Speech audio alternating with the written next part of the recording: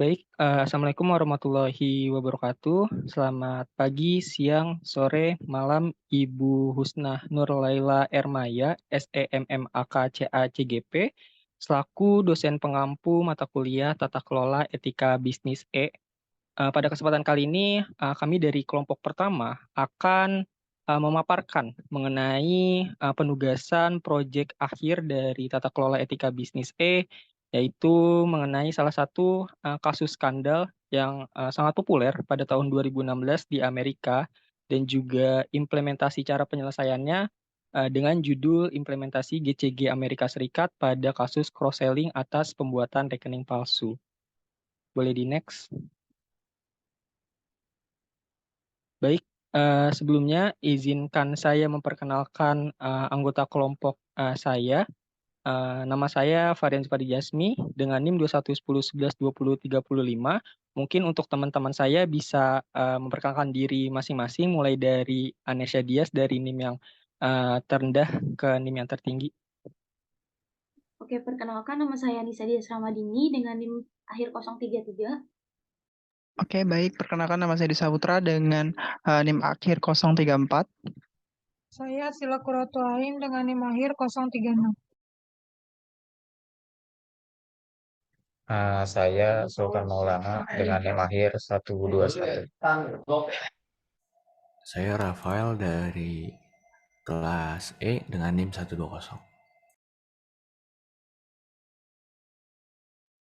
Nama saya Milena Jarwati dengan NIM akhir 116.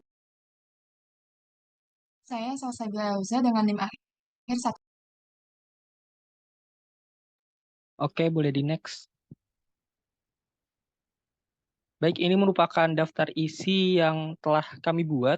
Untuk pertama ada abstrak, kemudian lanjut ke bagian pendahuluan, lalu terdapat kajian pustaka dan metode penelitiannya, kemudian pembahasan, dan dilanjutkan oleh kesimpulan dan saran, kemudian terdapat referensi yang kami pakai untuk penyelesaian dari proyek ini.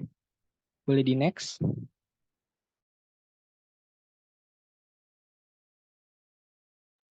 Baik, ini merupakan abstrak yang telah kami buat dari kasusnya dan penelitiannya. Untuk penelitian ini, kami menganalisis mengenai penerapan GCG di Amerika Serikat dengan studi kasusnya itu cross-selling skandal yang dilakukan oleh perbankan Amerika yang bernama Wells Fargo dalam pembuatan rekening palsu. Metode penelitian yang digunakan meliputi penelitian deskriptif kualitatif. Data yang diambil merupakan data sekunder yang berasal dan bersumber dari jurnal ilmiah terdahulu, arsip atau catatan dari perusahaan, publikasi dari pemerintah, analisis industri oleh media dan internet seperti website media, dan website-website atau jurnal lainnya. Nah, untuk kasus cross-selling yang dialami oleh Wells Fargo ini terjadi atas pembuatan rekening nasabah yang dilakukan secara ilegal dan melanggar hal-hal terkait dengan tata kelola perusahaan, terutama mengenai implementasi kebijakan hukum dan kebijakan tata kelola, internalisasi, dan code of conduct yang dikeluarkan oleh perusahaan. Penelitian ini memberikan wawasan betapa pentingnya penerapan GCG dalam menghindari skandal mempertahankan integritas dan juga mencegah pelanggaran serupa di masa yang akan datang. Boleh di next. Baik, di sini untuk pendahuluan sendiri, good corporate governance atau tata kelola perusahaan yang baik di Amerika Serikat juga memiliki perkembangan yang penting. Pada tahun 1980-an terjadi peningkatan kesadaran akan pentingnya tata kelola perusahaan yang baik di Amerika Serikat. Hal ini dipicu dari beberapa skandal keuangan dan kegagalan perusahaan yang besar pada saat itu. Contohnya seperti kebangkrutan Enron dan WorldCom. Skandal-skandal ini menyebabkan kekhawatiran yang meningkat terkait transparansi, etika, dan akuntabilitas perusahaan. Skandal-skandal yang pernah terjadi menjadi pendorong utama bagi pemerintah Amerika Serikat untuk mengambil tindakan dalam meningkatkan GCG. Selanjutnya, Wells Fargo adalah sebuah lembaga keuangan di Amerika Serikat yang didirikan pada tahun 1852 dan memiliki pusat operasional di New York. Bank ini merupakan salah satu bank terbesar baik di Amerika Serikat maupun secara global. Menurut data dari Relbank per tanggal 27 Agustus 2016, Wells Fargo menempati peringkat ke-13 berdasarkan total aset dan menempati peringkat pertama dalam kapitalisasi pasar per 11 Maret 2016 berdasarkan data sama dari Relbank. Menurut CFPB, praktik yang meluas di Wells Fargo sejak 2011 adalah secara diam-diam buka rekening simpanan dan kartu kredit tanpa sepengetahuan dan persetujuan nasabahnya. Hal ini dipicu oleh target penjualan yang ditetapkan bank kepada pegawainya dan tentu saja dengan iming-iming kompensasi berupa insentif. Pada kasus Wells Fargo, reward insentif tersebut adalah dalam rangka menaikkan target penjualan melalui cross-selling produk-produknya. Dengan adanya skandal tersebut, beberapa penelitian meneliti untuk mencari tahu apa yang menjadi alasan di balik terjadinya skandal tersebut dan juga bagaimana cara Wells Fargo untuk menangani skandalnya. Oleh karena itu, penelitian ini penting untuk dibahas dengan tujuan untuk mengetahui bagaimana praktik good corporate governance pada kasus Wells Fargo terkait cross-selling.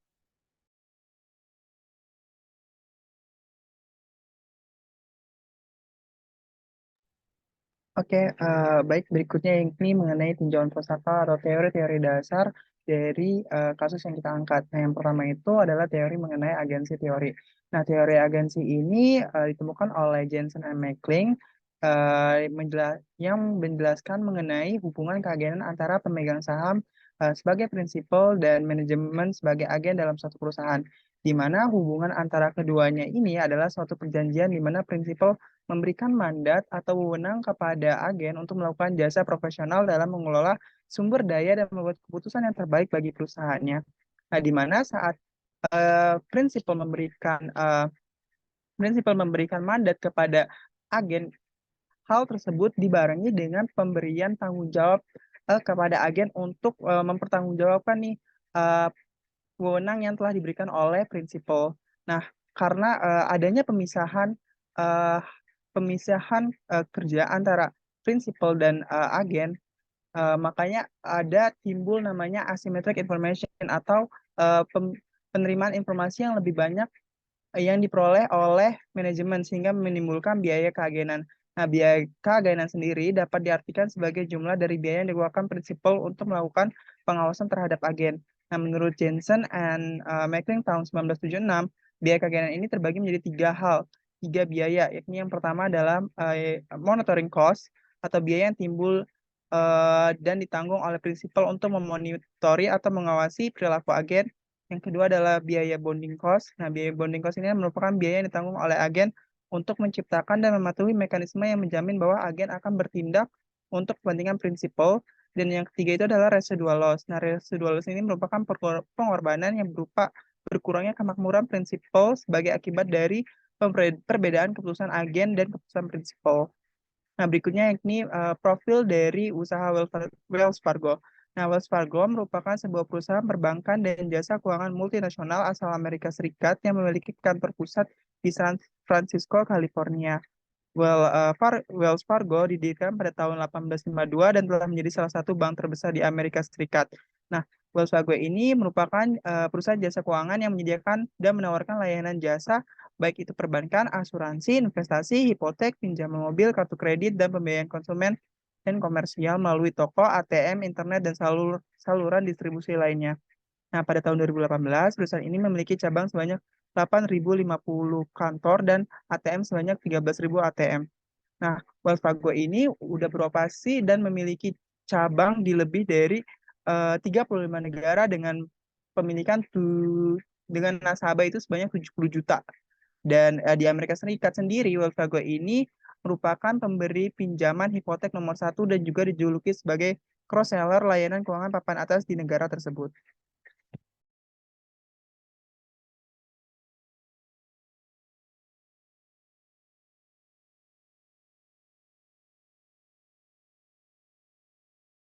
Selanjutnya bisa dilanjutkan oleh Sultan.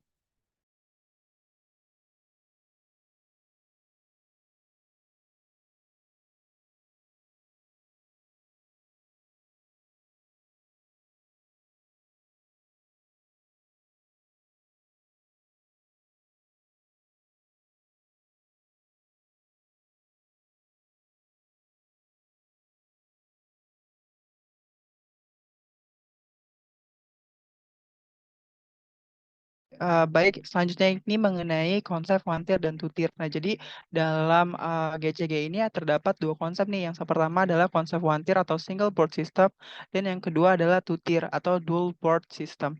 Nah, one-tier GCG ini adalah model yang umum digunakan di negara-negara nih seperti Amerika Serikat dan sebagai besar negara Eropa. Dan dalam model ini terdapat satu dewan direksi atau board of director yang bertanggung jawab untuk mengambil keputusan strategis dan menjalankan operasional perusahaan. Dewan direksi itu sendiri terdiri dari kombinasi antara anggota eksekutif, manajemen tingkat atas, dan anggota non-eksekutif, biasanya pemegang saham independen. Nah, dalam one tier GCG, Dewan Direksi bertanggung jawab langsung kepada pemegang saham.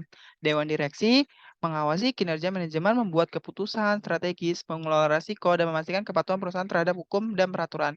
Model ini tuh model dari one tier system ini menekankan pada pembagian peran yang jelas antara manajemen dan pengawasan. Sedangkan metode konsep two-tier GCG atau dual board or system ini banyak digunakan di negara-negara seperti negara Jerman dan negara-negara seperti Indonesia, Asia Tenggara, dan lain-lain. Nah, dalam model ini tuh posisi dewan ini terpisah menjadi fungsi eksekutif dan fungsi pengawasan. Yang pertama itu adalah dewan itu terdiri dari dewan direksi. Yang pertama itu dewan direksi, yang kedua itu dewan pengawas. Nah, dewan direksi ini bertanggung jawab untuk menjalankan operasional harian perusahaan. Dewan ini terdiri dari manajemen tingkat atas yang bertanggung jawab atas keputusan operasional, implementasi strategi, dan pelaksanaan kegiatan bisnis sehari-hari. Nah, yang kedua itu adalah dewan pengawas. Nah, dewan pengawas ini fungsinya itu bertanggung jawab untuk mengawasi dan mengontrol tindakan dewan direksi. Nah, Dewan Pengawas ini terdiri dari anggota non-eksekutif, termasuk perwakilan pemegang saham yang bertugas memantau kinerja Dewan Direksi, memberikan saran, dan memastikan kepatuhan perusahaan terhadap prinsip-prinsip GCG. Boleh di next slide. Nah, tinjauan pustaka berikutnya adalah mengenai Good Corporate Governance. Nah, yang pertama ini kita akan membahas mengenai definisi dari Good Corporate Governance. Nah, Good Corporate Governance merupakan metode yang digunakan untuk mengarahkan dan mengendalikan kegiatan bisnis dalam perusahaan. Good governance juga dapat diartikan sebagai sistem integrasi yang mengatur hubungan antara pemegang saham, pengurus atau pengelola, pihak kreditor, pemerintah, karyawan, serta para pemegang kepentingan internal dan eksternal lainnya yang meliputi hak-hak kewajiban perusahaan. Secara sederhana, GCG adalah sistem yang mengatur dan mengendalikan perusahaan. Berikutnya adalah tujuan dari penerapan GCG. Nah, GCG itu diterapkan dengan beberapa tujuan nih. Yang pertama itu untuk meningkatkan kinerja perusahaan. Yang kedua itu untuk melindungi hak pemegang saham. Yang ketiga itu untuk meningkatkan pertanggungjawaban dan akuntabilitas. Yang keempat itu untuk mengurangi resiko dan konflik kepentingan. Yang kelima itu untuk meningkatkan reputasi perusahaan. Yang keenam itu untuk mendorong pembangunan berkelanjutan. Nah, dengan mencapai tujuan-tujuan ini, GCG dapat menciptakan lingkungan bisnis yang stabil, transparan, dan bertanggung jawab yang menguntungkan bagi perusahaan, pemangku kepentingan, dan masyarakat secara keseluruhan.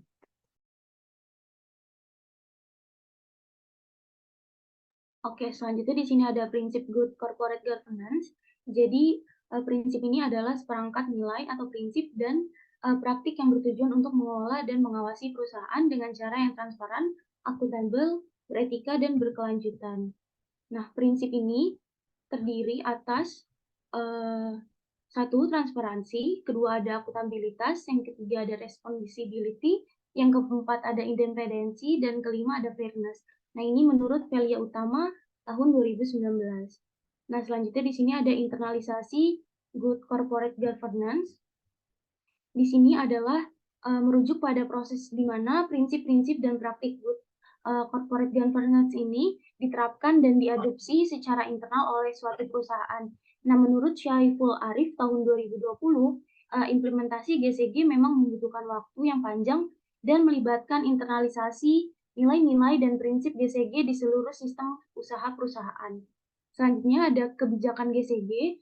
Di sini, kebijakan hukum tata kelola adalah seperangkat prinsip, aturan, dan pedoman hukum yang digunakan untuk mengatur tata kelola organisasi atau entitas tertentu. Nah, kebijakan ini bertujuan untuk menciptakan struktur yang memadai dalam pengambilan keputusan, akuntabilitas, dan perlindungan terhadap para pemangku kepentingan. Boleh di next. Selanjutnya di sini ada cross-selling. Nah, cross-selling ini merupakan teknik atau strategi yang digunakan oleh lembaga keuangan untuk memaksimalkan keuntungan dengan menawarkan produk atau layanan tambahan kepada nasabah yang sudah ada. Nah, dalam konteks cross-selling ini, produk atau layanan yang ditawarkan haruslah komplementer atau saling melengkapi.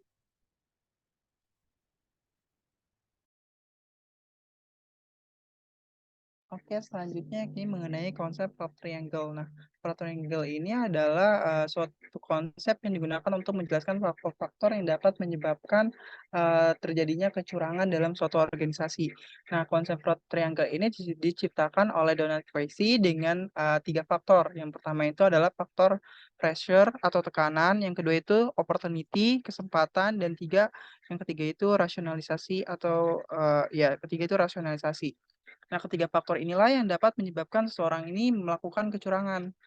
Lalu, konsep yang sebelumnya telah dibuat oleh Donald McKessie itu disempurnakan oleh Wolf and Emerson dengan menambahkan satu elemen fraud, yaitu kemampuan atau capability.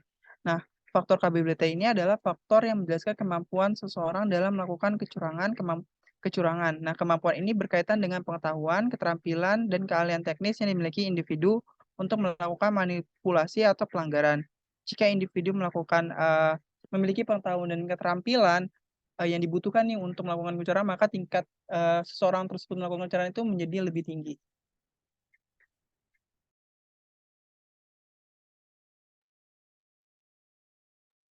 Oke, mungkin boleh next.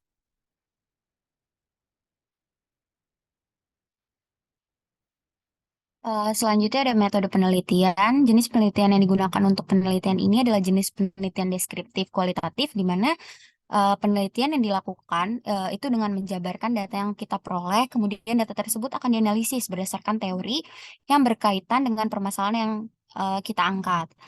Penelitian ini menggunakan negara Amerika Serikat, yang dimana perusahaannya itu adalah perusahaan Wells Fargo, yang menjadi fokus spesifik dari objek penelitian kita.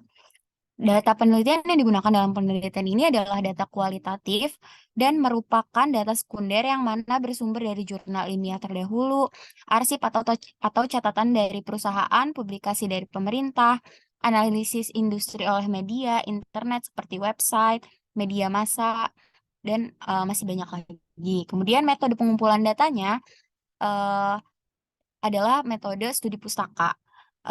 Menurut Kojundingrat, teknik kepustakaan merupakan cara pengumpulan data yang diperoleh dari buku-buku, artikel, penelitian, dokumen perusahaan, jurnal, dan sebagainya yang relevan dengan penelitian.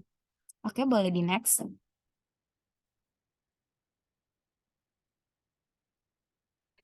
Lalu selanjutnya ada pembahasan kita, jadi ada beberapa sub-pembahasan. Yang pertama ada penjelasan terkait kasus Wells Fargo itu sendiri, kemudian ada analisis penyebab kasusnya, ada implementasi good corporate governance dari Wells Fargo, terus ada kebijakan hukum publik dan hubungan pemerintah Wells Fargo, ada kebijakan good corporate governance, analisasi good corporate governance Wells Fargo, ada komite penunjang direksi, dan ada code of conduct Wells Fargo. Mungkin boleh di next. Untuk yang pertama kita akan bahas kasus dari Wells Fargo itu sendiri. Jadi Wells Fargo ini kan merupakan perusahaan perbankan besar di Amerika Serikat dan global. Jadi menurut CFPB dia ini melakukan praktik ilegal yaitu pembuatan rekening simpanan dan kartu kredit secara diam-diam menggunakan informasi pribadi dari nasabah. Nah, praktik ilegal ini sudah baru terdeteksi di tahun 2016 dan ternyata praktik ilegal ini sudah dilakukan oleh Wells Fargo sejak tahun 2011. Kemudian dari tahun 2011 sampai 2016 diperkirakan telah terbuka 1,5 juta rekening simpanan atau rekening palsu. Kemudian 565.443 ribu rekening kartu kredit. Jadi dalam kasus Wells Fargo ini, awal mulanya teller melakukan penawaran kepada nasabah untuk melakukan pembukaan rekening. Lalu apabila nasabah tersebut menolak untuk pembukaan rekening baru atau kartu kredit, maka teller akan melakukan pembuatan rekening fiktif dengan memalsukan PIN dan alamat email. Kemudian setelah rekening fiktif tersebut dibuat, teller akan melakukan atau karyawan akan melakukan pemindahan dana dari rekening lama ke rekening yang baru. Dana tersebut tidak ditambah setiap tahunnya atau tidak akan ditambah oleh nasabah karena nasabah tidak mengetahui bahwa dia memiliki rekening lain. Jadi lambat laun saldo rekening baru tersebut akan habis terpotong oleh admin atau bahkan saldonya bisa sampai minus. Kemudian pada kasus ini nasabah yang tidak mengetahui keberadaan rekening palsu tersebut, nasabah tidak tahu kalau misalnya rekening tersebut minus, sehingga rekening yang bersaldo minus tersebut akan dikenakan biaya overdraft. Bagi Wells Fargo, biaya administrasi dan biaya overdraft yang tidak diketahui nasabah ini yang tiba-tiba harus dibayarkan oleh nasabah itu menjadi fee atau base income bagi Wells Fargo. Nah, apa sih dampak dari kasus tersebut? Yang pertama ada pemecatan 5.300 karyawan yang dilakukan selama 5 tahun, yang dimana karyawan ini terindikasi melakukan praktik ilegal tersebut.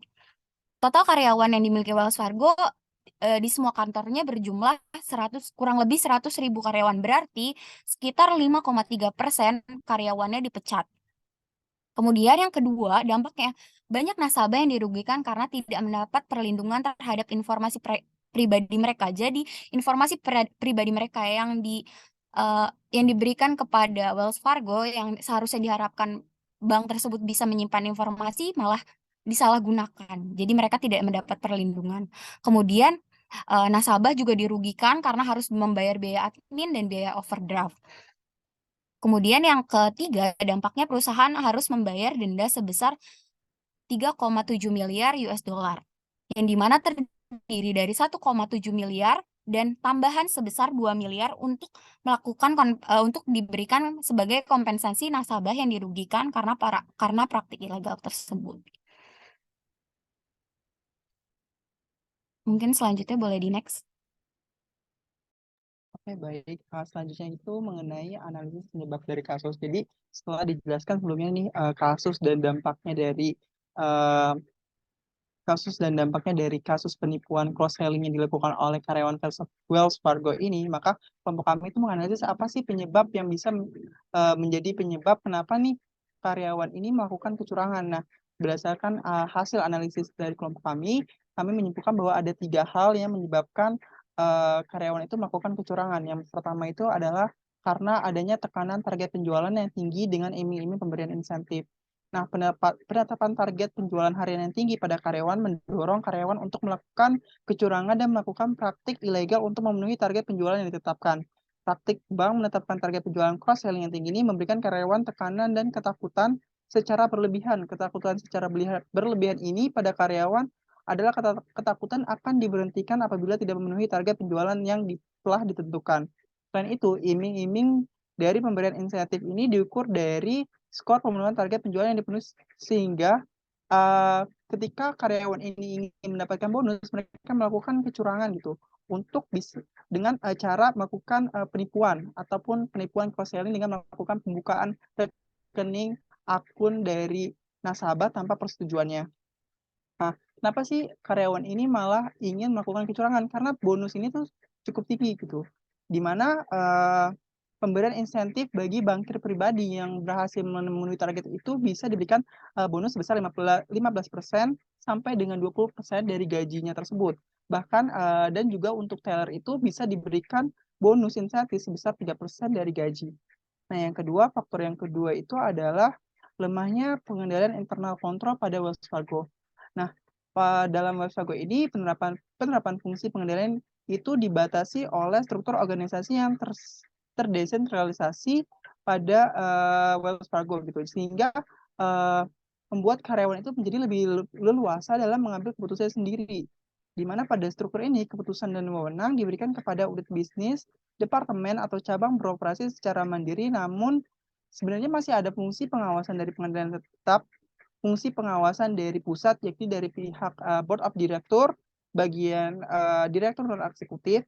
Namun dari dari pengawasan pusat juga ternyata pengawasan pusat ini juga kurang efektif gitu, karena pengawasan pusat ini juga masih belum memperhatikan kemungkinan kecurangan yang akan terjadi dari tekanan penjualan yang tinggi dan pemberian insentif bagi karyawan tersebut. Jadi pengawasan dari pusat juga lemah, sehingga faktor ini tuh bisa menjadi penyebab karyawan ini melakukan kecurangan.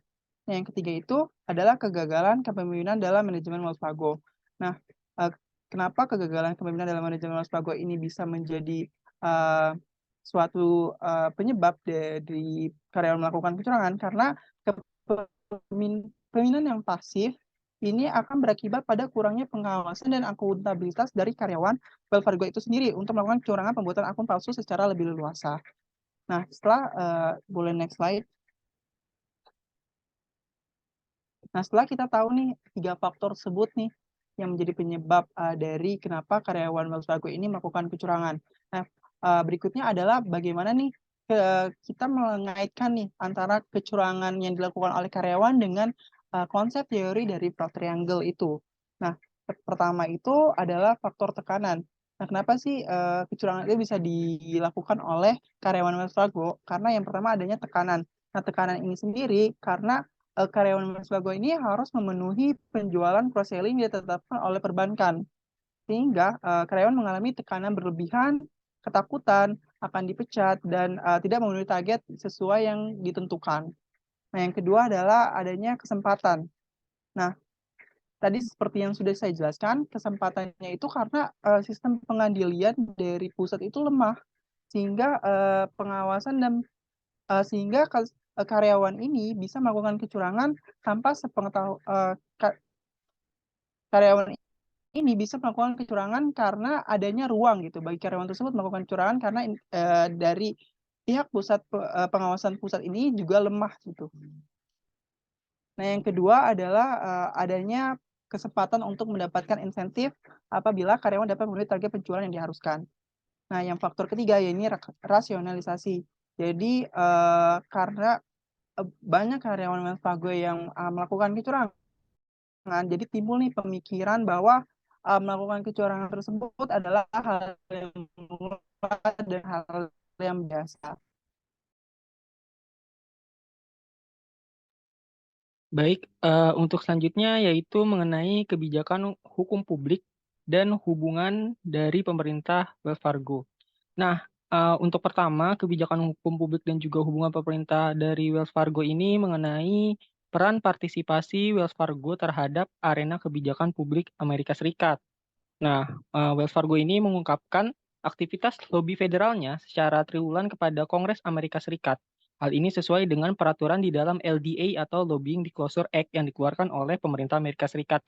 Nah, for your information, untuk Lobbying Disclosure Act ini adalah undang-undang federal di Amerika Serikat yang mengatur mengenai kegiatan lobby yang dilakukan oleh organisasi yang mencoba untuk mempengaruhi proses pembuatan kebijakan di tingkat pemerintah federal Amerika Serikat. Undang-undang ini disahkan pada tahun 1995 dan bertujuan untuk meningkatkan transparansi dalam proses pembuatan kebijakan di tingkat federal dan memberikan akses yang lebih baik bagi publik. LDA mewajibkan para lobbyis yang didefinisikan sebagai individu yang dibayar oleh organisasi untuk kasus ini yaitu Wells Fargo itu sendiri dan untuk melakukan aktivitas lobbynya. Dan mereka diwajibkan untuk mendaftar dan juga mengajukan laporan kegiatan lobby mereka kepada Sekretaris Senat Amerika Serikat dan juga Bendahara Kamar Perwakilan Amerika Serikat. Organisasi yang memenuhi ambang batas tertentu untuk Wells Fargo ini ikut serta di dalam organisasi tersebut yang memenuhi ambang batas tertentu wajib untuk melaporkan informasi yang serupa tentang kegiatan lobby merekanya juga. Nah, hal ini pun sudah sesuai dengan dan dilaksanakan oleh tim hubungan pemerintah dan kebijakan publik Wells Fargo. Nah, untuk yang kedua, yaitu mengenai penolakan penggunaan sumber daya perusahaan terkait dengan pemilihan presiden. Nah, untuk ini Wells Fargo tidak sama sekali menggunakan dana perusahaan atau dana independen untuk mendukung komite kampanye kandidat presiden, partai politik, dan juga kaukus. Nah, kenapa sih mereka tidak mendukung untuk penggunaan sumber daya perusahaan terkait hal-hal yang berhubungan dengan kampanye kandidat presiden gitu, terutama di masa-masa pemilu. Nah, karena hal ini dapat melanggar tata kelola publik dan juga dapat mempengaruhi pemilihan kandidat melalui segala jenis kegiatan pemilihan presiden yang nantinya tidak sesuai dengan prinsip-prinsip pemilihan presiden yang ada. Nah, kemudian yang terakhir ada pendanaan Komite Aksi Politik Perusahaan. Nah, untuk ini Komisi Aksi Politik didanai melalui kontribusi sukarela karyawan yang memenuhi kriteria, dan kegiatan tersebut selalu dilaporkan kepada Komite Pemilihan Federal dan atau lembaga negara bagian sebagaimana diwajibkan oleh undang-undang.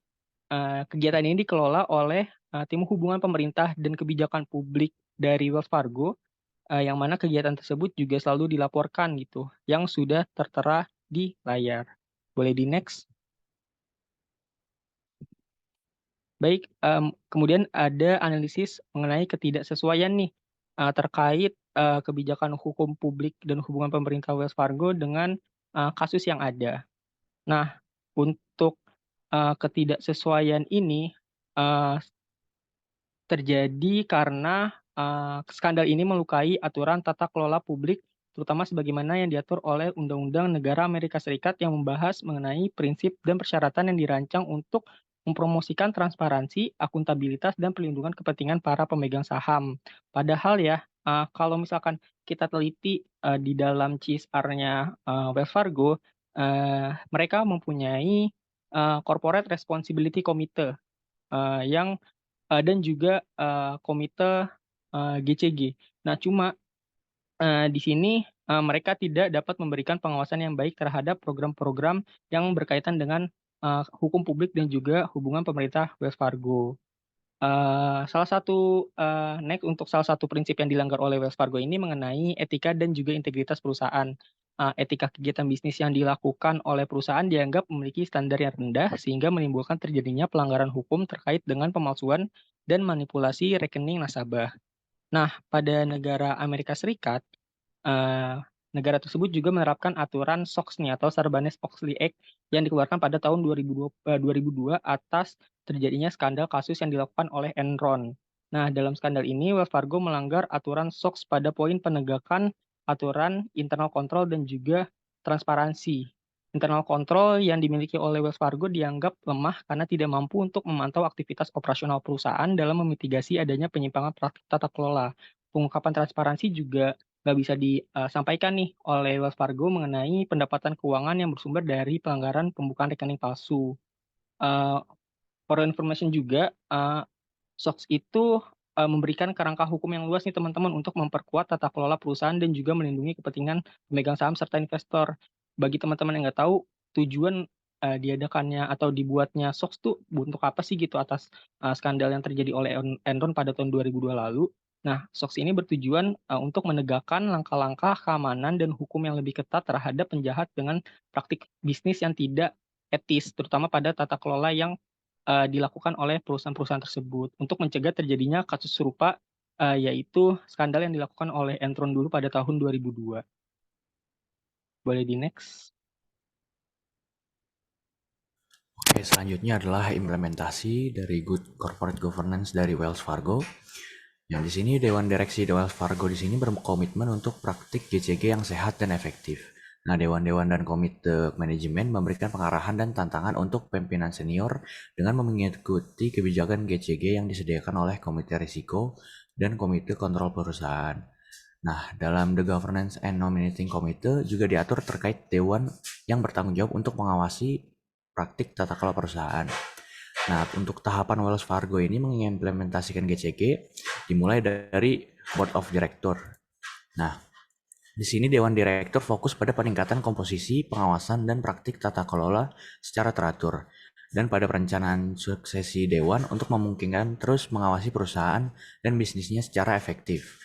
Nah, Dewan Wells Fargo di sini telah mengadopsi Corporate Governance Guidelines, dan juga untuk selama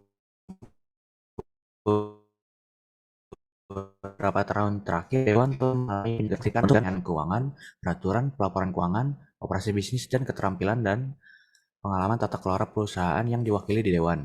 Nah, salah satunya adalah penentuan komposisi dewan. Selanjutnya yang kedua adalah executive compensation. Di sini dewan memiliki peranan penting dalam mengawasi manajemen kinerja perusahaan dan program kompensasi insentif melalui Komite Sumber Daya Manusia.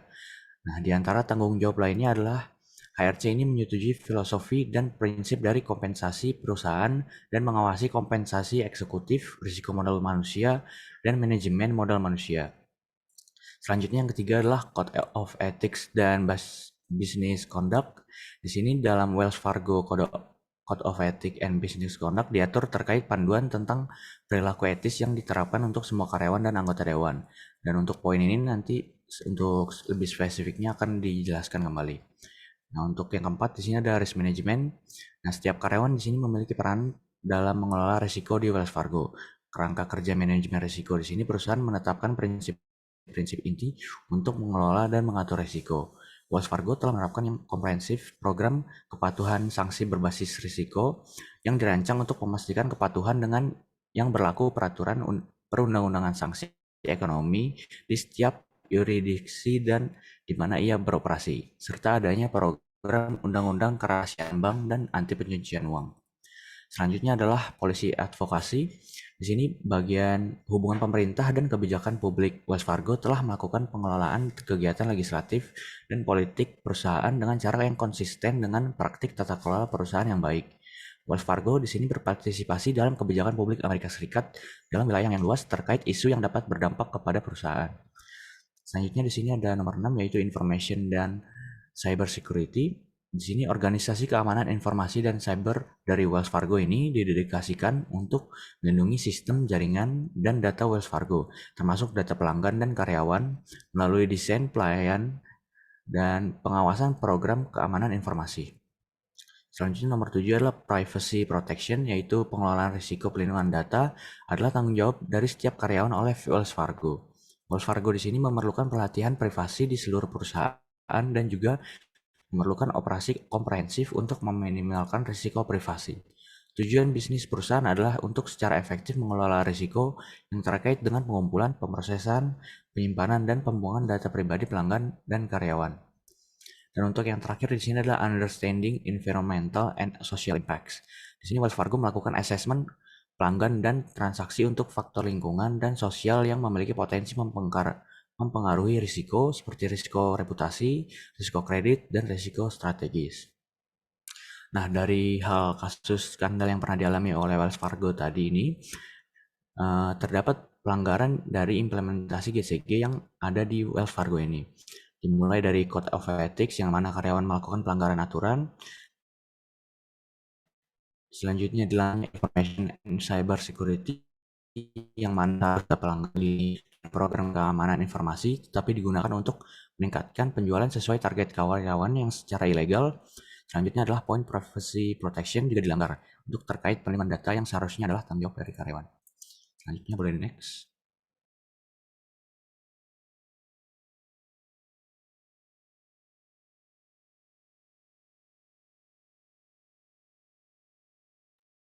Oke, selanjutnya di sini ada kebijakan Good Corporate Governance pada Wells Fargo. Jadi pada perusahaan Wells Fargo ini mengelola kebijakan tata kelola, menguraikan prinsip-prinsip kebijakan dan praktik yang mengarahkan proses pengambilan keputusan, tanggung jawab, dan hubungan di dalam organisasi.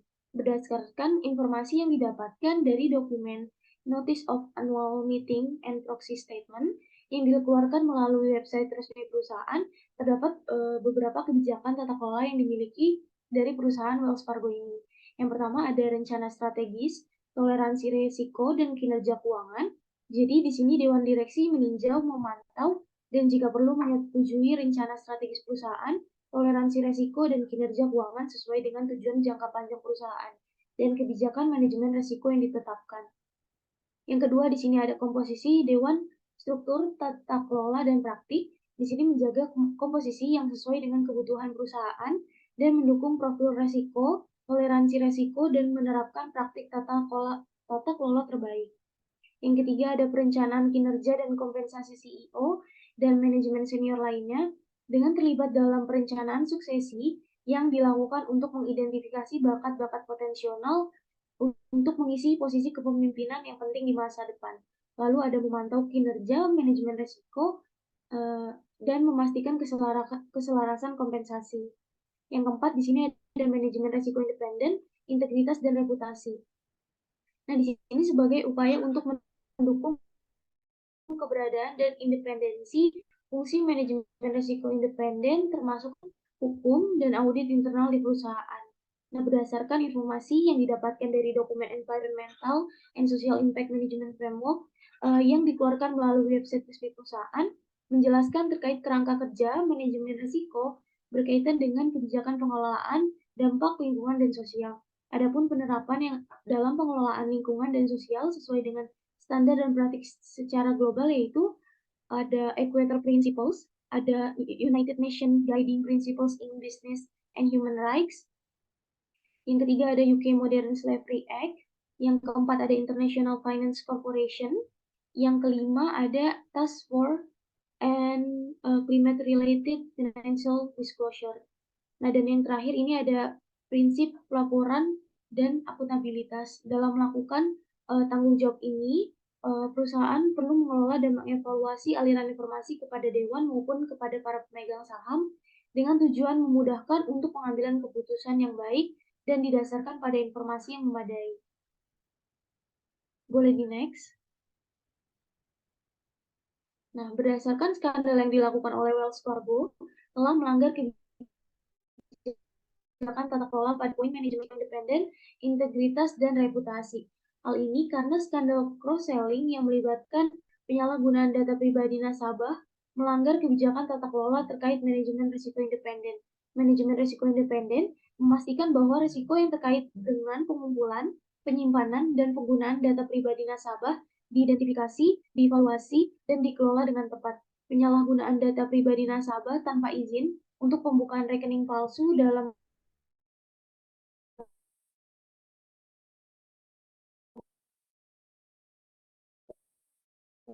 untuk dibatas dan rusak perusahaan. Dan tahap itu, Wells Fargo juga melanggar terkait pelaporan dan akuntabilitas. Di sini perusahaan memiliki kewajiban untuk melaporkan dengan jujur dan transparan tentang penggunaan data pribadi nasabah serta risiko yang terkait. Penyalahgunaan data pribadi nasabah yang tidak dilaporkan atau laporan yang tidak akurat dapat menghancurkan kepercayaan dan akuntabilitas perusahaan terhadap nasabah kepentingan lainnya. Boleh di next. Selanjutnya ada internalisasi Good Corporate Governance Wells Fargo. Untuk pengertiannya sendiri, internalisasi Good Corporate Governance adalah proses di mana perusahaan menerapkan prinsip dan praktik tata kelola yang efektif dalam kegiatan operasinya. Dalam hal internalisasi, komitmen penuh dari perusahaan dibutuhkan untuk membentuk budaya perusahaan dengan berdasar pada prinsip tata kelola yang baik. Dengan adanya internalisasi, perusahaan bisa memperkuat praktik tata kelola perusahaan dan juga kepercayaan lebih besar untuk pemangku kepentingan. Nah, internalisasi GCG Wells Fargo ini menjelaskan terkait komitmennya untuk menghormati hak asasi manusia dalam segala hal. Beberapa komitmennya itu diantaranya, yang pertama itu ada perilaku bisnis yang etis. Di sini Wells Fargo berkomitmen terhadap perilaku bisnis yang beretika, yakni anti terhadap penyuapan dan korupsi. Selain itu, bagi karyawan yang memiliki keluhan diharapkan untuk dilaporkan. Wells Fargo juga memiliki layanan rahasia yang dapat digunakan oleh karyawan untuk melaporkan keluhan, pelanggaran, dan masalah lain. Sebagaimana dinyatakan dalam kode etik, Wells Fargo ini tidak menoleransi pembalasan dalam bentuk apapun terhadap siapapun yang memberikan informasi tentang dugaan perilaku yang tidak etis. Yang kedua itu ada privasi. Di sini Wells Fargo menganggap perlindungan data pribadi sebagai prinsip dasar dalam menjalankan bisnis. Terdapat kebijakan yang telah ditetapkan melalui kebijakan prinsip dan standar privasi yang harus dipatuhi oleh semua karyawan saat menyerahkan data pribadi. Wells Fargo menganggap bahwa mengelola risiko merupakan tanggung jawab yang penting bagi bisnisnya dan berkomitmen untuk melindungi privasi semua karyawannya selama atau setelah mereka bekerja di perusahaan. Yang ketiga, ada tempat kerja yang aman. Di sini Wells Fargo berusaha untuk menciptakan tempat kerja yang aman dan saling menghormati, termasuk membangun dan memelihara lingkungan kerja yang tidak mentoleransi terjadinya diskriminasi, pelecehan, dan pembalasan dendam. Wells Fargo secara berkala terus meninjau dan menyempurnakan praktik dan kebijakan tempat kerja sebagai bagian dari lingkungan yang aman dan sehat. Yang terakhir itu ada keragaman, kesetaraan, dan inklusi. Di sini Wells Fargo memahami bahwa membangun dan mempertahankan budaya yang beragam, adil, dan inklusif bagi karyawan sangat sangat penting bagi keberhasilan sebagai perusahaan. Wells Fargo mengartikan keragaman sebagai kombinasi membuat perusahaan berbeda dari yang lain. Hal itu tidak terbatas pada usia, jenis kelamin, etnis, ras, kemampuan fisik, agama, status keluarga, dan pendidikan. Selain itu, Wells Fargo juga memberikan kesempatan kerja yang setara bagi seluruh pelamar dan karyawan, serta berkomitmen untuk memberikan kompensasi yang adil dan merata. Nah, berdasarkan komitmen yang telah dijelaskan tadi, jika dihubungkan dengan skandal, Wells Fargo ini melanggar komitmennya yaitu perilaku bisnis yang etis. Pada poin tersebut, dijelaskan Wells Fargo berkomitmen terhadap perilaku bisnis yang beretika, yakni anti terhadap penyuapan dan korupsi. Namun faktanya, Wells Fargo melakukan praktik yang merugikan nasabahnya dengan melakukan pembuatan rekening palsu yang dialamatkan pada nasabah yang terdaftar pada layanan bank online tanpa sepengetahuan nasabahnya.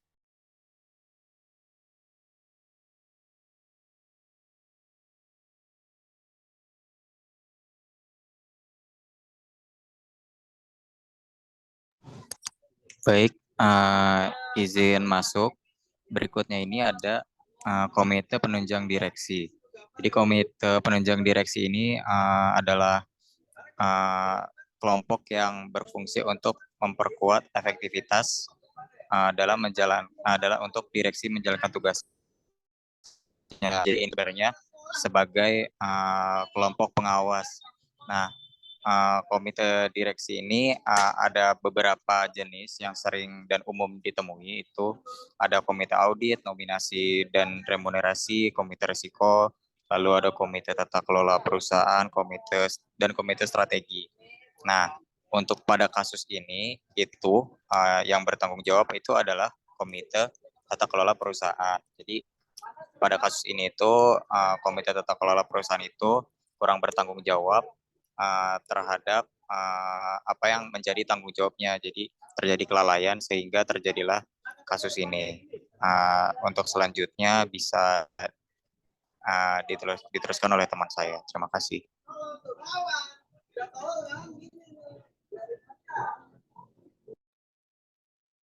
Oke, selanjutnya di sini ada Code of Conduct Wells Fargo. Sebelumnya, Code of Conduct sendiri merupakan landasan yang kuat bagi perilaku dan interaksi setiap anggota dalam organisasi. Code of Conduct memandu kita untuk bertindak dengan integritas, etika, dan profesionalisme dalam semua aspek pekerjaan kita. Wells Fargo merupakan salah satu bank terbesar di Amerika Serikat dan pastinya memiliki Code of Conduct atau kode etik yang khusus untuk mengatur perilaku dan etika bisnis bagi karyawan dan anggotanya. Yang pertama di sini ada fair and honest business dealings atau transaksi bisnis yang adil dan jujur. Wells Fargo ini berkomitmen untuk terlibat dalam praktik bisnis yang adil dan jujur, serta menjadi penyedia kredit yang bertanggung jawab di semua pasar. Karyawan dan dewan direksi diharapkan untuk bersikap adil terhadap pelanggan, pemasok, pesaing, dan karyawan Wells Fargo. Prinsip-prinsip perilaku adil kepada konsumen Wells Fargo adalah standar untuk memandu interaksi karyawan dengan pelanggan dan membantu memastikan bahwa pertimbangan keadilan konsumen menjadi pusat dalam keputusan Wells Fargo tentang produk dan layanan kami. Wells Fargo juga secara ketat melarang untuk mengambil keuntungan yang tidak adil dari siapapun untuk melalui manipulasi, penyembunyian, penyalahgunaan informasi yang bersifat istimewa, pemalsuan fakta material, atau praktik lain yang tidak adil. Yang kedua, diskriminasi berdasarkan ras, etnisitas, usia, jenis kelamin, atau karakteristik dilindungi lainnya. Yang ketiga, ada terlibat dalam praktik yang tidak adil, menyesatkan, menyalahgunakan, atau penipuan. Di dalam fair and honest business dealings ini juga terdapat code of conduct berupa anti suap dan anti korupsi, yang dimana Wells Fargo tidak mentoleransi tindakan pemberian suap atau korupsi dalam bentuk apapun. Tindakan tersebut melanggar hukum dan perusahaan melarangnya. Selain itu, karyawan dilarang menawarkan, menerima, atau menggunakan pihak ketiga untuk memfasilitasi suap. Selanjutnya yang kedua, di sini ada global compliance atau kepatuhan global. Pada Code of Conduct ini, Wells Fargo berkomitmen untuk melawan kejahatan keuangan dan mematuhi hukum dan peraturan keuangan yang berlaku terkait kejahatan keuangan, sanksi, perdagangan, dan pajak. Yang pertama di sini ada kejahatan keuangan dan pencucian uang.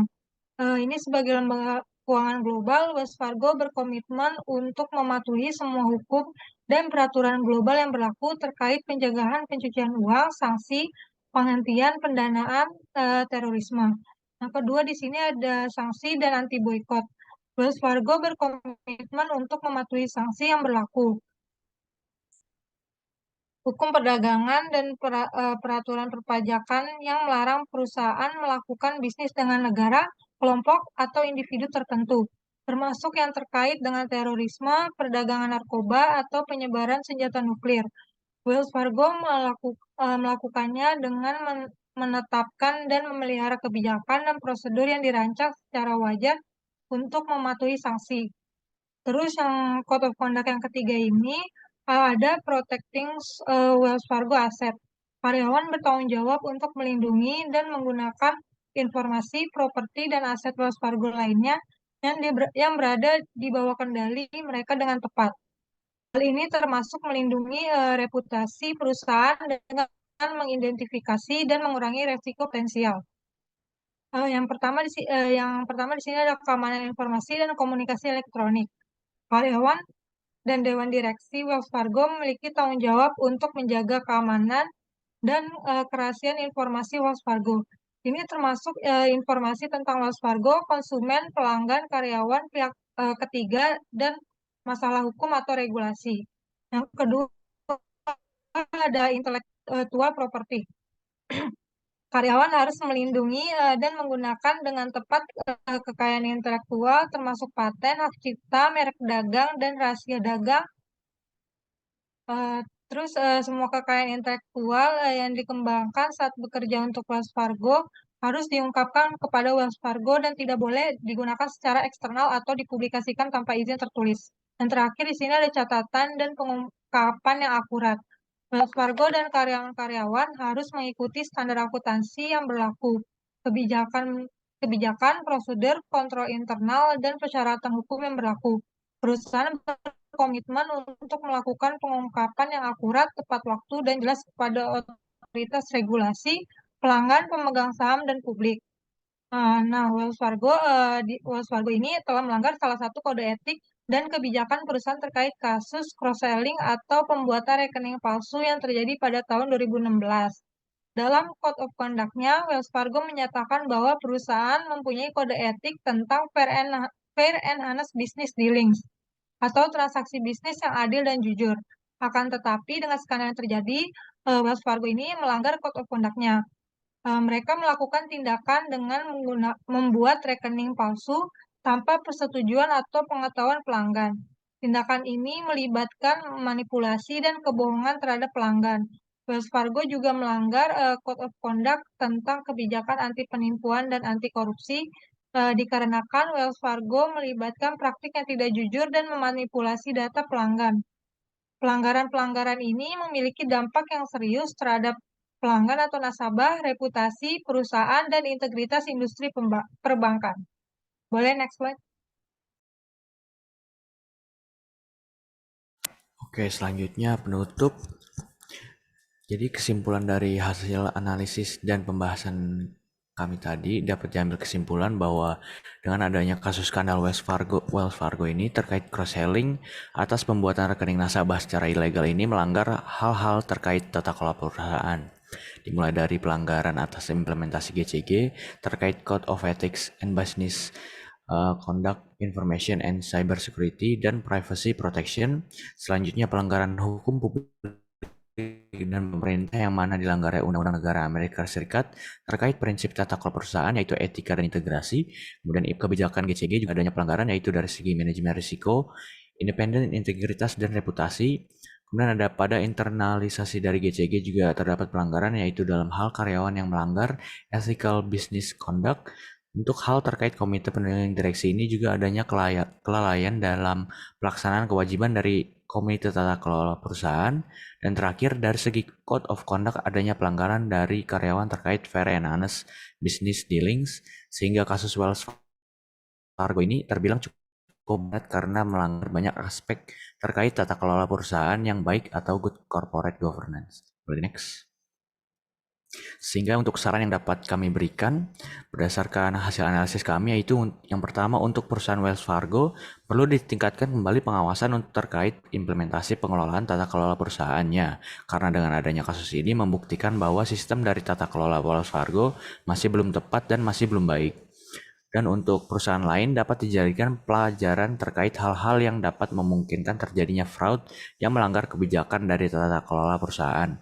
Karena yang awalnya hanya karena menetapkan target yang tinggi kepada karyawan, ternyata malah menyebabkan fraud besar-besaran oleh karyawan. Yang untuk yang terakhir, untuk penelitian selanjutnya dapat dilakukan penelitian secara lebih mendalam lagi terkait kondisi tata kelola perusahaan Wells Fargo setelah adanya kasus fraud yang cukup besar tadi dan merugikan perusahaan dan stakeholders. Nah, apakah terdapat peningkatan yang signifikan terkait peningkatan tata kelolanya atau tidak? Oke, mungkin saya kembalikan kepada Varian. Oke, baik. Terima kasih, Mas Rafael. Mungkin itu saja, teman-teman, untuk penyampaian materi yang dapat kami sampaikan. Semoga materi atau penelitian yang kami lakukan ini dapat bermanfaat ke depannya untuk pihak-pihak terkait dan juga saran yang diberikan dapat diterapkan di masa yang akan datang. Kami tutup. Wabillahi taufiq wal hidayah. Wassalamualaikum warahmatullahi wabarakatuh.